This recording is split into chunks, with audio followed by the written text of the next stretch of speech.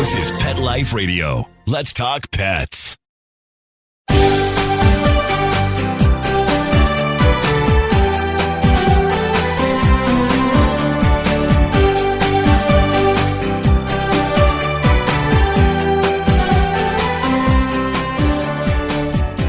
Hello and welcome to Working Like Dogs on Pet Life Radio. Thank you for joining us. We're your hosts. My name is Marcie Davis, and my co-host is my fabulous service dog, Fenway. And we're thrilled to be with you today to talk about our favorite subject, working dogs and working animals. And today we are welcoming Tamara Martin. And Tamara has spent over 40 years in the criminal justice system. She's worked with both offenders and victims of crime. And she and her first dog, Willow, actually started the first statewide facility dog program in the United States. And presently, Tamara is employed by the Office of Prosecution Services based in Montgomery, Alabama, with her facility dog for the Hero program. So we're so excited to be talking to Tamara today about all her experience with facility dogs. So come right back after these quick messages as we welcome Tamara Martin to the show. Take a bite out of your competition. Advertise your business with an ad in Pet Life Radio podcasts and radio shows. There is no other pet-related media that is as large and reaches more pet parents and pet lovers than Pet Life Radio. With over 7 million monthly listeners, Pet Life Radio podcasts are available on all major podcast platforms, and our live radio stream goes out to over 250 million subscribers on iHeartRadio, Odyssey, TuneIn, and other streaming apps. For more information on how you can advertise on the #1 pet podcast and radio network, visit PetLifeRadio.com/advertise today. Let's Talk Pets on PetLifeRadio.com.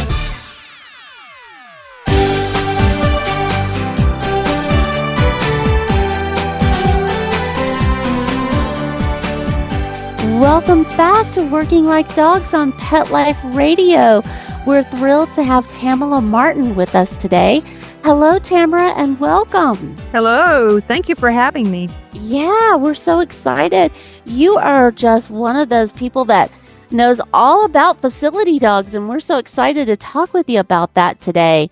So tell us, Tamara, how did you get started in the facility dog world? So, like you said in the intro, I started working with victims back in the early 80s and worked several really tough cases, a lot of rape cases and things like that. So I started asking around. I read an article about facility dogs and how they were working in the court system. And so I asked some of the victims I had worked with previously if they thought that would have made a difference and would have helped them. And they all said yes. They thought that would have been great to have that support. So I retired from the federal courts in 2013 and started the facility dog program in 2014. Wow. You are a trailblazer. That was right at the beginning, Tamara. That's awesome. Yes, it was. I think when I started working with Willow, there were about 50, somewhere around 50 facility dogs working in the court system in the United States. And now I think it's up to like 350. Oh, that's wonderful. Well, how did you get your program started? How did you get trained and get Willow? What was your path? So I contacted Courthouse Dogs Foundation first and Who we love. learned learned as much as I could from them and still learn from them to this day. But they kind of guided me through how to go about applying for a facility dog from a service dog organization that's accredited by Assistance Dogs International. And so I went online, submitted my application. There were several steps to that process. And once I was approved, and they invited me to come to team training where I was matched with Willow. And that's a 2-week class that you take. You live there on campus. And so they teach you all about dogs and training and all this type of stuff and just everything, the important stuff that you need to know. And Tamara, where were you working at the time? Were you doing that as yourself? I was. I Yeah, was a that's volunteer. At that point, I was a volunteer for myself and funded it. But then I went on to volunteer for the One Place Family Justice Center here in Montgomery. Willow and I were the first ones to be placed in a family justice center. So it was a new concept for them. yeah. And did you get them to agree to that before you went and got Willow? Yes. Yes. I had to have, people sign off. Like the director of the Family Justice Center had to sign a form. Yes, we were be allowed to come there and work. The prosecuting attorney had to sign off on it as well. So there was a lot of paperwork involved Yeah. before we ever got to that point. Yeah. Yeah, I know our listeners are so interested in that of what's the process, because it is quite a process that you have to go to make sure you have an organization that you can work with either as a paid staff member or as a volunteer. Yeah. I think now pretty much it's standard that you have to be a paid employee Yeah. that works in the criminal justice system. So that was what, 15 years ago, 12 years ago. And so things have changed a lot. But yeah, so it's now you have to be a paid employee. Yeah. And I know a lot of other places like domestic violence shelters and other programs will accept volunteers, but you're right. It seems like the program can be more effective too, because if you are an employee, then everybody's got skin in the game, right? And so they care about what's happening in policies and all of those things can get implemented. At least that's what I see, is it seems like it makes it an effective program when you have that Yes. kind of organizational support. Right. I agree. It does. It does. And so you went to Canine Companions for Independence? That's the I did in the agency. Southeast region down in Orlando, Florida. Oh, that sounds like fun. I bet that was really amazing being there for 2 weeks. It was. Yeah. It was. Initially, whenever I was told that I would have to stay down there for 2 weeks, I was thinking, 2 weeks, what are we going to do for 2 weeks? But I will tell you, I learned so much Yeah. it's like brain overload. And then, we stayed busy the entire time. We even trained on Saturdays. And then it gives you a lot of time to bond with your dog, to make sure that you and your dog are going to be a good fit together. Yeah. And tell us about when you were matched with Willow. How was that? Was it love at first sight? It was. It was when I first met her. She was the very first dog I worked with. And I thought, oh my gosh, I like this dog. I just think we could be great together. And then I worked with several other dogs and I kept thinking, where'd Willow go? Right, And so, right. but then we call it pre-match Wednesday. So on Wednesday morning, they give you the dog that you're pre-matched with. And if everything works out, then that's who you graduate with. If it doesn't, then they've got another dog that they can work with you in making sure that the placement is right. Yeah, yeah. And so, yeah, once we were pre-matched on that Wednesday, it was just It great. was a from done there deal. on. Yep, yep. Yeah. Yeah. Yeah. Oh, that sounds so wonderful. I get goosebumps just thinking about it. I Yeah, know. yeah. I've been through that process and it's just pure magic. Yeah. Right. It is. Well, and so when you got each other and you came back after you finished and graduated that 2 weeks, what happened then, Tamara? So we started working or volunteering at the Family Justice Center, and I will say it was a little slow. People kind of didn't understand how to incorporate the dog into what their normal work was, working with victims as they came into the Family Justice Center. So I had to do a lot of educating of the different ways that they could utilize her and then show them how she actually worked, did the different commands that she had or tasks that she could do to help people feel more comfortable and feel safe. Yeah. And so once they saw it with their own eyes, that was a game changer. At that point, people were constantly calling us, hey, can you come here for this case? Can you do that? And that's eventually how I expanded out of the Family Justice Center. And is that when you went to where you are now? No, actually, I went to the Child Advocacy Center first. Yeah. Mm-hmm.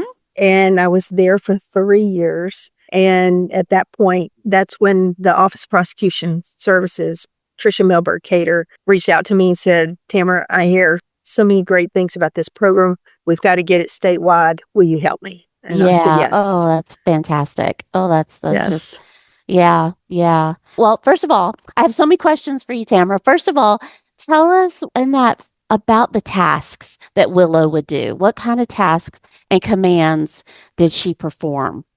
One, she did what we called a cover, which was where she would lay her body across the witness or victim or whoever she was working with, the client that she was working with, would lay her body across them. It's a way of grounding them. She could sense their emotion and anxiety, things like that. So she would actually start working without me even telling her anything to do. She would nudge them, just kind of start loving on them to help them calm down. She could pick things up for them. That usually was just a way of getting us to start kind of interacting together. And then she could, when we would go to court, she could lay at their feet because these dogs are very quiet. They're very still, and they can maintain a long down stay. And so we go to court with them, that type of thing. It was just, you just have to see it in order to get it. And that's what people always say, well, what'd she do? And I said, well, you watch and you'll see. And then they'll look at you with tears in their eyes. They'll say, that is just unreal. But, all of our facility dogs are purpose bred. And so they're bred to detect anxiety and stress. And they know how to help mitigate that stress and anxiety so that people feel more calm and are able to actually communicate better. Really hard things. Yeah. Yes. Yeah, really Yes. hard, scary things that they have to say in public. Yeah. Right. Yeah. Now with the children, we play games to build that trust. Well, I was going to say, tell me about the games. Yeah. So the games they can play cards, they can turn the pages of a book, they can play that bumblebee tree game where you pull the leaves out. We taught some of our dogs how to bowl and how to draw on the iPad. They can also draw and paint on like a canvas or something if you want to, tote those types of things around. But we taught them a lot of different things that the kids love for the dogs to show off. Oh, I love that. I love that. Well, I was going to share, I have seen them in action, Tamara. And you're great. right. Yeah, there is. Oh, it's amazing. Yeah, it is. It is. And it is something you have to behold. It really, really is. Right. It's just hard to describe what you see, the magic that you see. Yeah, I was going to say, it's hard to define and articulate magic. Yeah. It really is. I mean, there are no words that really describe what you see. And that's why I tell everybody, you just have to see it. I can't really tell you. It's just the magic that these dogs have. It's incredible. It is. It's pure innocence and just so genuine. Yeah. Right. And the presence, the level of presence that they have. Yes. Yes. Yeah. It is. It makes me tingle all over. Yeah. It's just amazing. Yeah. Really amazing to behold. How was it teaching them the games? Was that challenging or, tell us about that and how you worked on it. So we actually contracted, I guess you would say, with a lady out of Idaho that is very good at teaching dogs tricks and things. She's actually has a facility dog herself. She works as an occupational therapist tech or something. Anyway, she uses her dogs doing that. And she has lots and lots of games that she teaches her dogs to do. So we had her come down and take 2 days to teach us, one, how to teach our dogs, but also to help us, be there, help us teach the dogs how to play musical chairs. I'm trying to think what else she taught it. It's so many things. Wow. And it was so fun. The dogs loved it.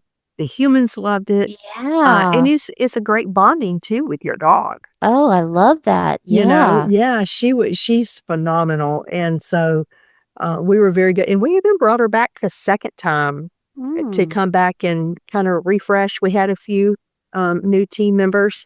And so she came back, she kind of helped them. And then we worked on some other types of games that we didn't get to play before.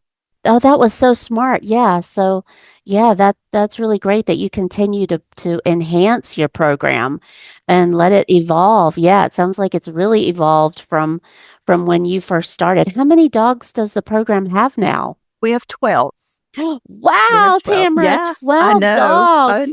I That's know. phenomenal. It Yeah. is. It is. I'm very proud of it. Whenever I first talked to Ellen and Celeste at Courthouse Dogs Foundation and went to their conference in 2013, and that's when I started learning about exactly what the dogs do, how they Mm-hmm. work, that type of thing. And so Ellen said, the perfect program would be a statewide program. And I was thinking, oh, why aren't people doing that? I mean, it does make sense. It would be a statewide that every victim or witness in a state would have access to the same type of Yes, it does. tools, in a way to help them feel calm and safe and, secure. And Yeah. so I thought, you know what, I'm going to do that. And so I did. I will say, one time I read something that said that dreaming is a form of planning. Yes, it And is. so that was my dream. And so I was like, I'm going to do this. And so I did. You did it. You are unstoppable, Tamara. I love it. I love it. Well, Thank you. we're going to take just a quick break and hear some important messages from our sponsors who we love. But we want to come right back and continue visiting with Tamara Martin. So much more to talk about. So come right back. Begging to hear more of your favorite show? Full episodes of all our shows are available on demand. Go to PetLifeRadio.com to fetch our entire lineup of Possum Pet podcasts. Also, dig us up in iHeartRadio and iTunes. Let's talk pets. Live and on demand only from Pet Life Radio.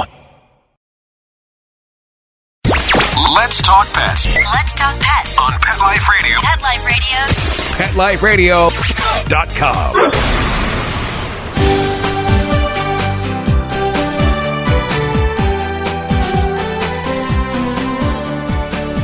Welcome back to Working Like Dogs on Pet Life Radio.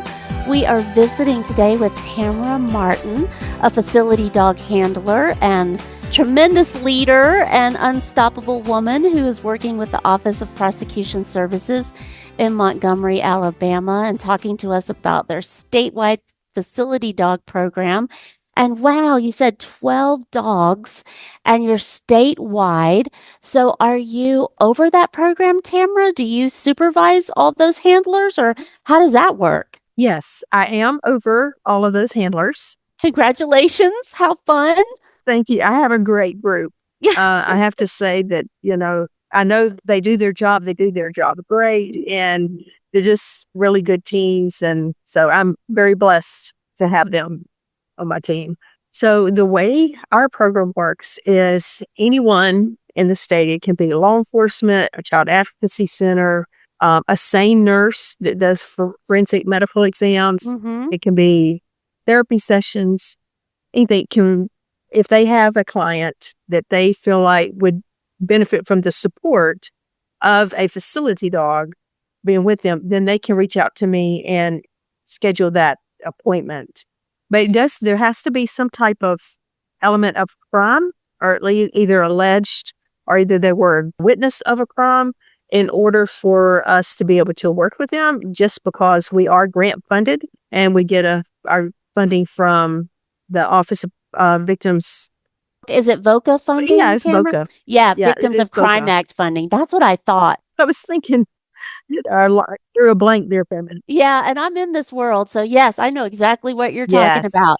Yeah, and that's so cool because I believe you were the first one to actually to get funding for a statewide facility dog program from VOCA. That's a landmark achievement, Tamara. That was really wonderful. It was. I will say I was very hopeful, but I was a little shocked. Yeah, that was visionary. Yeah, that was visionary of them.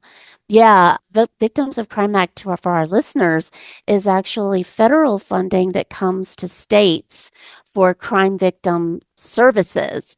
So it's pretty amazing. That's usually goes to prosecutors' offices and domestic violence, rape crisis programs for direct services.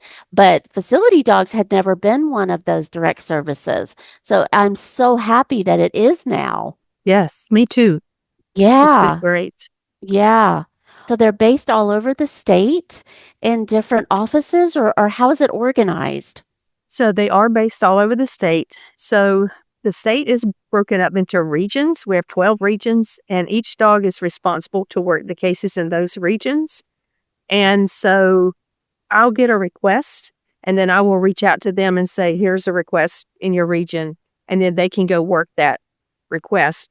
If they are already committed to another appointment, then I can always send someone from one of the other regions that's close by over there. Are they all full time, Tamara? So, yes, they're all full time, but only 7 of them are actually on our payroll. Some of the child advocacy centers, they actually have, like on 2 of them, the director of the center is actually the facility dog handler. So we signed a memorandum of understanding with them. And so we help them out with certain things like training, sometimes food, supplies for the dogs, things like that. In return, they help us by working cases outside of their child advocacy center. Oh, nice. So it's a really nice collaboration. Yeah. Yes. Yeah. Which is also so important. Yeah. Right. Well, that's such a great model. It is. I think it's very unique and just one that we want to make sure that all victims in the state of Alabama are taken care of. And so, it's a great way of doing that by knowing that we have a dog right there that can Oh, get to you yeah. pretty quick if they needed to. Yeah. Yeah. That's wonderful that they're regional so that they are close by because time is of the essence. Yes, Well, and so you have a different facility dog right now, right? I do. I Yeah. do. Willow retired in May of 2021. She had some health issues, and so we decided that it was time for her to retire. And so I went back to team training for the 2 weeks, and then was matched with Yahini. It's Yahini. We call her Yeah. Yaya. Oh, And cute. so, yeah, she's a full golden. Willow was a golden lab mix, black, super sweet. And Yahini is a full golden. She's super sweet. She's got so much personality, and the kids just love it because she does funny things, and she has a great work ethic. But sometimes she'll be kind of silly with some of her little games that she plays. The kids think that's really fun. Oh, I bet they do. I know they love that. Yes. That's so great. Well, tell me, because I know so many people are, like you said, facility dog programs have grown so much in the United States. What would you say are your top 3 lessons, Tamara, that you learned about starting and implementing a successful facility dog program? Okay. Number 1, it's not easy, but it's worth the work. That, you have to be patient, give it time to grow and for people to figure out how this really works and see the benefit and how it makes their job easier. And then I think the next thing was just that personal contacts are so important as far as starting a program. So I used to tell my handlers whenever we were starting out, if you don't have an appointment, somewhere to be, then you need to be in a DA's office or a child advocacy or whatever, and letting them get to know your dog and let them see the difference that the dog can make. Because what we don't realize is that sometimes staff may be dealing with things, personal things or whatever, and the dogs will really pick up on that, and they'll start working with that person. Well, then that person realizes, wow, I feel a lot better. And so then they can actually say, well, now I can see how this would help a victim or a witness. So it kind of opens their eyes to that. And demonstrates it. Yeah. Yeah, it does. It sure does. And then just tell everybody about it. I don't think, the more people that know, the more support you'll get, either just whether it's monetary or if it's, just people knowing and spreading the word about what you're doing. So, Yeah. but it's not an easy job. I will say one of our handlers, we always laugh because, you've got an expensive dog, you got a very well-trained dog, and there's a lot of care that goes into that. You have to brush them every day, brush their teeth, keep their nails trimmed, keep them bathed, take them out. Say you've got 5 minutes before you got to be in court and you want to make sure that your dog has used the restroom. Right. That they're And willing it's ready. to be able to, it's ready. And it can stay in there for an hour or 2 hours if it needed to. And you're trying to get this dog to go to the bathroom and get in court at the same time. Anyway, sometimes it's a challenge. There's a stressful side of it. Yeah. Well, our listeners know I always equate it to these dogs are like Olympic athletes and they have to be cared for that way with the best food, the best vet care, they've got to be at their fittest all the time. Yeah. It's a lot of work. You're right. Yeah. It is a lot of work. Mm-hmm. It is. Mm-hmm. Yes. A lot of maintenance. Yeah. You can't get lazy. Mm-mm. No, you cannot. And I also tell people, we don't get called in because the child fell down and skinned their knee. We get called in because of some really, sometimes very sad, terrible things have happened. Horrible. Yes. Yeah. So you really have to know that you can work with those types. After you hear those types of things, you need to make sure that you yourself are prepared for that. And that's something that you will not always take home with you. We always, you take a little bit of it home with you, but you definitely have to have a good support system and a way of caring for yourself. Yes, I was going to say self-care is critical. Self-care. Yes. Thank you for saying that, Tamara, because it is. And you're right. This work, not only do you have this incredible Olympic animal you have to care for, but you also have to care for yourself. Yes, it's so intense and can be very traumatizing. Yeah, to be in those highly intensive situations every day. Well, you are such a wonderful leader for us in this effort. Tell us, Tamara, about your participation International Board of Directors for Courthouse Facility Dogs Foundation. Because are you still doing that, Tamara?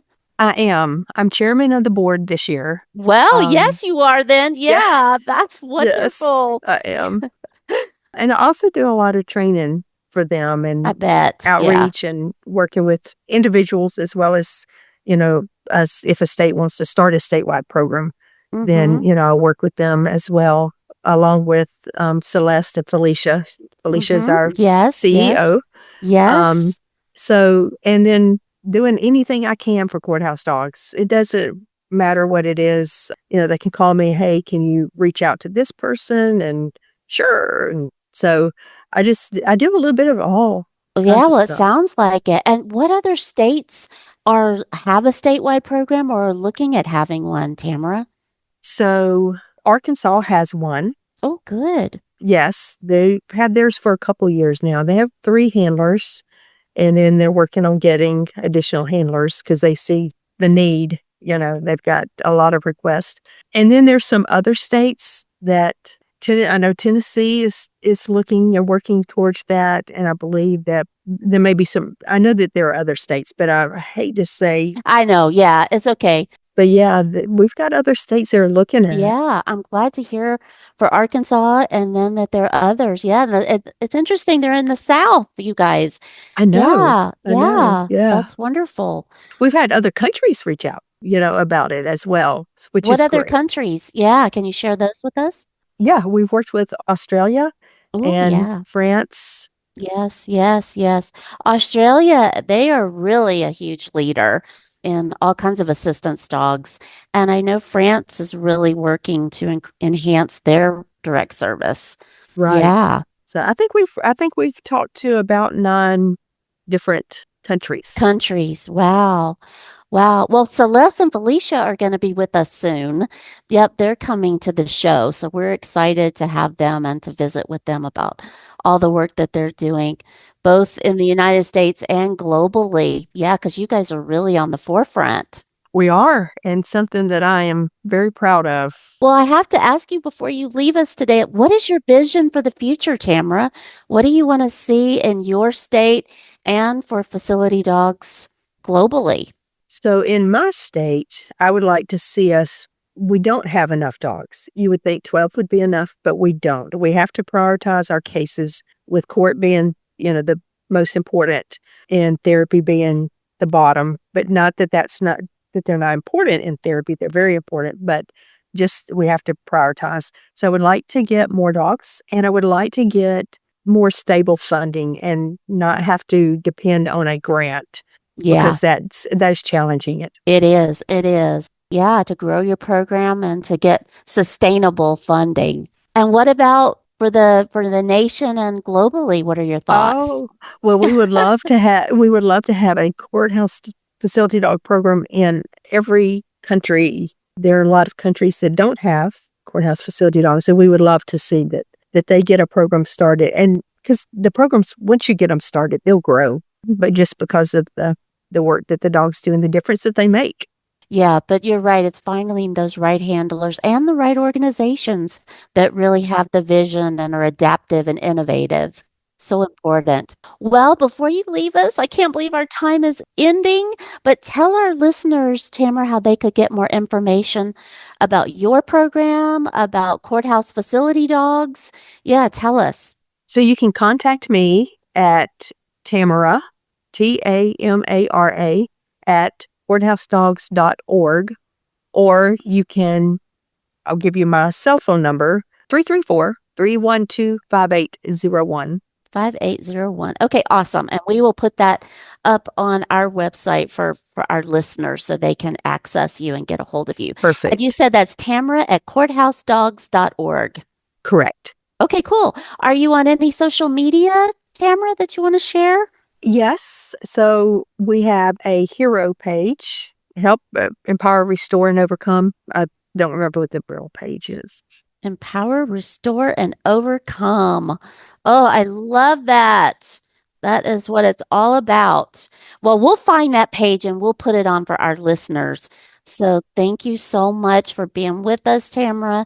Thank you You're for your welcome. dedication. I mean, you're a superstar, Tamara. Yep, you and Yaya. Love that.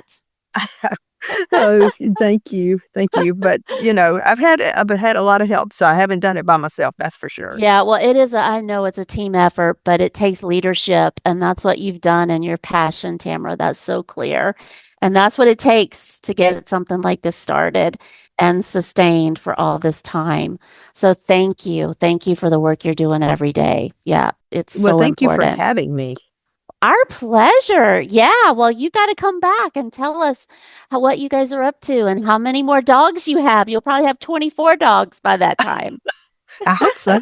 Yeah, I hope so too. Thank you, Tamara. Thank you. And thank you, our listeners, for being with us. We're so glad you could be with us today.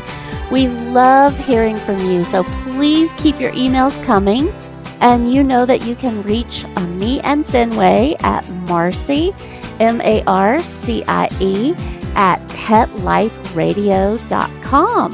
So let's stay connected and you take good care. Let's Talk Pets, every week on demand, only on PetLifeRadio.com.